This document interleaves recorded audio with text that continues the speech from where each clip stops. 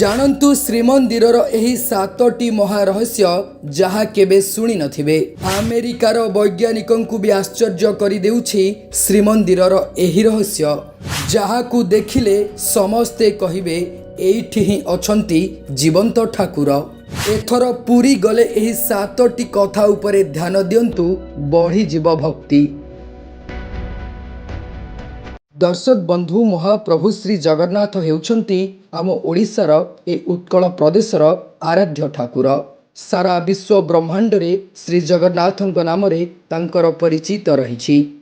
आउ सबुठारु बड़ कथा हला, महाप्रभु श्री जगन्नाथଙ୍କର श्रीमंदिर एबे भी सारा विश्ववासीଙ୍କର आकर्षणर केन्द्रबिंदु पालटिछि। आउ महाप्रभु श्री जगन्नाथଙ୍କର पवित्र रथयात्रा एबे समग्र विश्व रे अति धूमधाम रे पालन करा जाउछि। किंतु आपण कौन जानिछंती कि महाप्रभुक श्रीवत्स खंडशाला निर्मित एही श्रीमंदिर रे एमिति किछि महारहस्य रहिछि, जहाकु सुनिले आपण भी आश्चर्य होई जिवे। तेबे दर्शक बंधु, प्रकृतिर नियम अनुसार प्रत्येक जिनिस पवनर दिग अनुसार उड़ी थाए। हेले पुरी श्रीमंदिरर उपरे थिबा पतित पावन बाना सदा सर्वदा पवनर विपरीत दिगरे उड़ी थाए, जहा समस्तंकु आश्चर्य करिदिए। आउ सबुठारु बड़ कथा हला, दिन हेउ अबा राति कौनसी पक्षीटीए जगन्नाथ मंदिर उपरे बुली न थांती।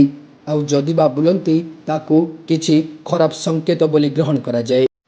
ठीक सेमिति नीलचक्रर रहस्य हेउछि, जेतेबेले भी कौनसी व्यक्ति सेही नीलचक्रटी आड़कू मुह करिवे, तेबे नीलचक्रर मुह तांको आड़कू हेला परि लागिथाए। पृथ्वीर केउ समय रे मध्य समुद्र मुहाण रे दिन समय रे समुद्र भूमि को आउ राति समय रे भूमि रु समुद्र को पवन बही थाए। हेले पूरी समुद्र मुहाण रे ठीक यार ओलोटा बा विपरीत कथा देखा मिली थाए।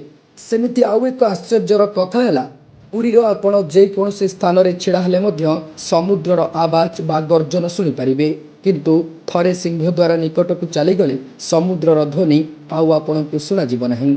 आउ एक आश्चर्यर कथा है, पुरी मंदिर रे रोषेई करबा पई प्रतिदिन गोटे परिमाणर खाद्य रंधा जाए, किंतु केबे मध्य एही महाप्रसाद बळका होई न थाए कि केबे मध्य नियंत्या होई न थाए।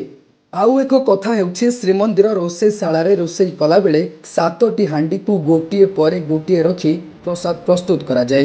हेले उपरे थिबा हांडीर खाद्य सर्वप्रथमे प्रस्तुत होई जाए, जहा एक आश्चर्यर कथा। ठीक सेमिति सिंहद्वार सम्मुखरे थिबा अरुण स्तंभ लंबारे बहुत उच्च देखा जाइथाए, हेले सही अरुण स्तंभर छाई केबे भी श्रीमंदिर उपरे पड़ी न थाए।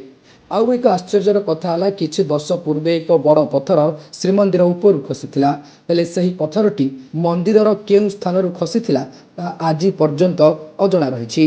ठीक सेमिति मंदिरर बाम पटरे एक बट वृक्ष अछि, तेबे सही बट वृक्ष बहु पुरातन कालरू सही स्थान रे रहिछि, आउ केउ कालरू रहिछि ता केही भी जानि नाहंती। ए सबु थिला श्रीमंदिरर महारहस्य। ब्यूरो रिपोर्ट टू द एलावन्य।